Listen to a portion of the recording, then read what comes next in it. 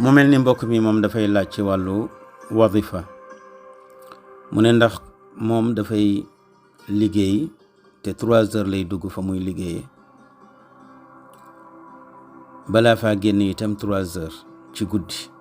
kon 3 heures ci bëccëg bu jullee tisbaar ba pare ci lay dugg ci fi muy liggéeyee balaa faa génn itam 3 heures ci guddi mu ne ndax mën naa jiital wadifa ngoonam tabarakallahu mbokk mi liñ la ciy tontu mooy mënuloo jiital sa wadifa ngoon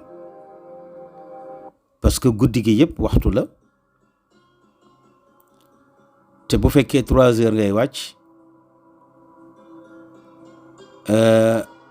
amaana fajar gi 6 heures la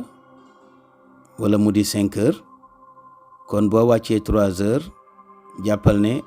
dese nga ñaari waxtu wala ñetti waxtu pour fajar jot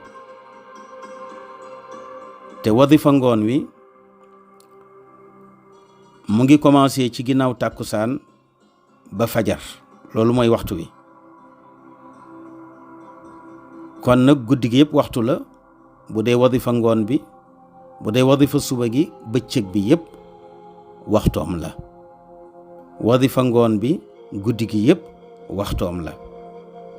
kon dañoo gisul ngànt bu tax nga war a jiital sa wadifa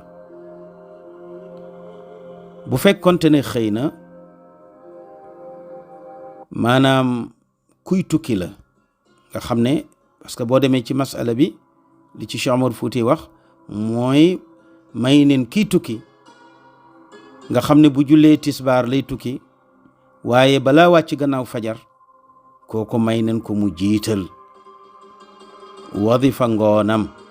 kiy tukki waxuñu nag kiy liggéey te yow da ngay liggéey ba pare itam yow wàcculoo gannaaw fajar yaa ngi wàcc ci biir waxtu wi kon ba tey rek am nga possibilité pour joxe sa wadifa ci waxtu wi kon nag amuloo droit jiital loolu lañ lay tontu ci laaj bi kon mbokk mi loolu lañ lay tontu ci laaj bi amuloo droit jiital ndax nekkuloo ci ngànt